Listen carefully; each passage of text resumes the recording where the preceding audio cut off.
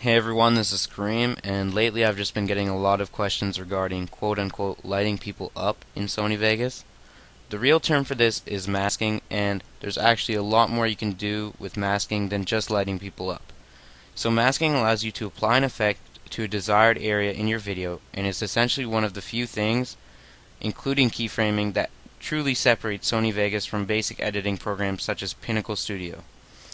Today we are going to do a mask on a still image, which means the video will play and then come to a halt and then play once again. The reason I'm not showing you a moving mask right now is because it's a bit more difficult and also time consuming. I will be making a separate tutorial on moving masks, so if you already know how to mask on a still image, then I guess you don't have to watch this tutorial, but I'm sure you will learn something by watching it.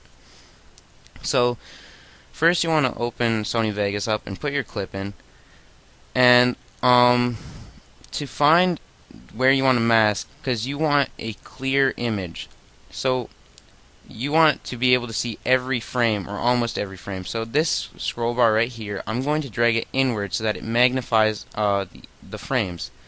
So I'm going to pick the exact frame I want, and I already have it selected, and you can try to select yours as well. And then I'm going to split the clip with the S key.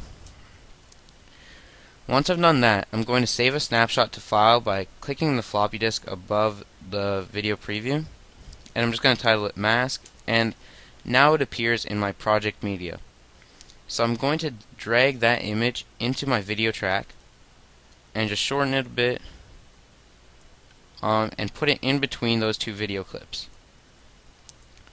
And usually, well, always, when you put the image in, you always want to play it back once or twice just to make sure it's your desired length. So if that's a bit too long, usually you only want your mask to be one second or so, unless it's something very special. So that's pretty good, 1 second. So now that I've done that, I want to Control C, copy the image, and insert a video track. Control Shift and the letter Q.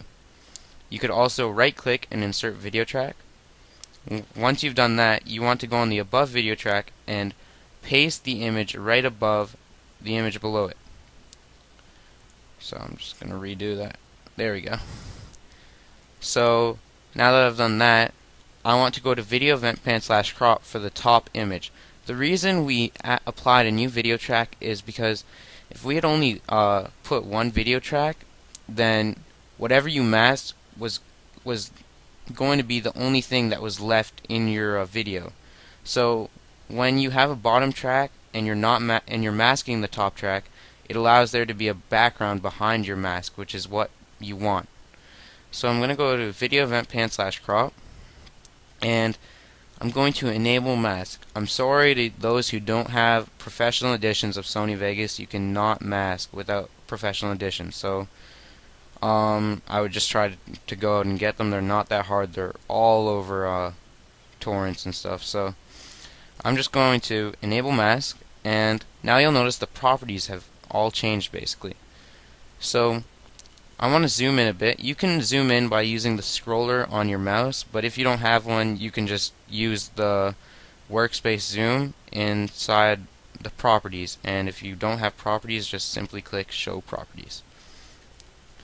So you want to apply one segment by clicking, and you'll notice there's a yellow point, and now you want to start your path by adding another point, and you just want to keep going. And I like to put my points relatively close together because it makes for a smoother mask, but your mask, actually, I'm telling you, does not have to be perfect, because you can just fix little blunders with feathering and such. So right here, here's a problem I'm sure some of you may have. It's when you want to stay zoomed in, but you want to move on to a different point in the image to continue masking. What you have to do is you have to go to the normal edit tool, the cursor right here, click it, and you can just drag upwards. And now I can just go back to my anchor creation tool, and you have to click the last point in your mask to continue the mask. So made a mistake. Make sure it's the last point, otherwise you're going to mess up your mask, which I've done a ton of times and it really does suck. So, there we go. I'm actually just masking Kelvin right now to find no evil. I just figured it would be better to use a real clip of a human rather than a Gears of War player. So I'm just gonna continue my mask. Another thing you may notice is sometimes when you make a point, it will have these two little lines come out of it. That means it's allowing you to curve. So I don't really like to curve because I can just do it by adding points really close together and it has the same effect. So to get rid of those two lines, you just re-click the point like that. And I don't know, that's my personal opinion. You can use curves if you want, I really don't care. So now I'm almost done my mask. Wow.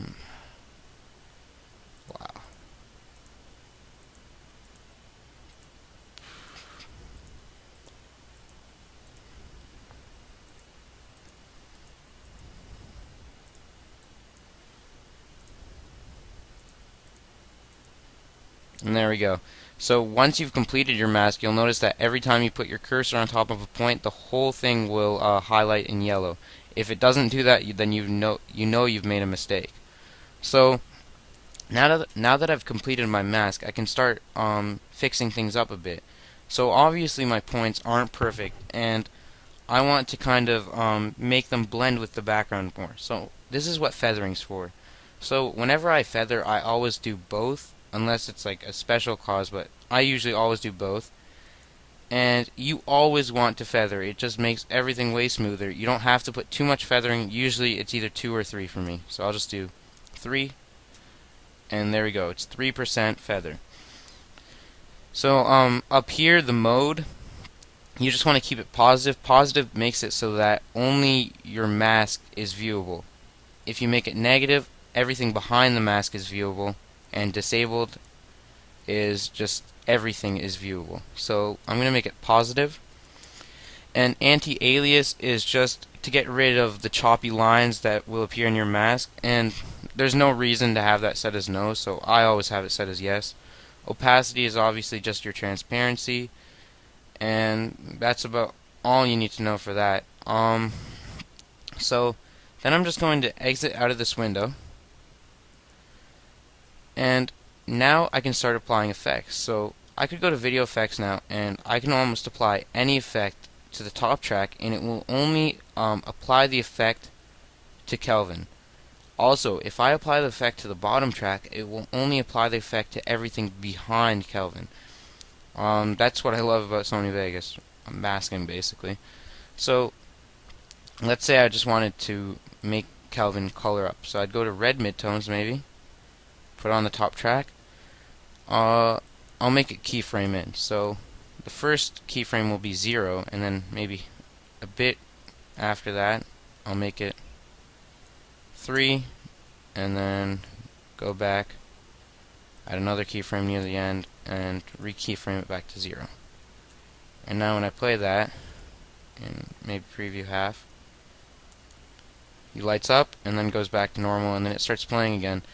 And there's other things I could do, such as a blur, and I could just blur everything behind him like that.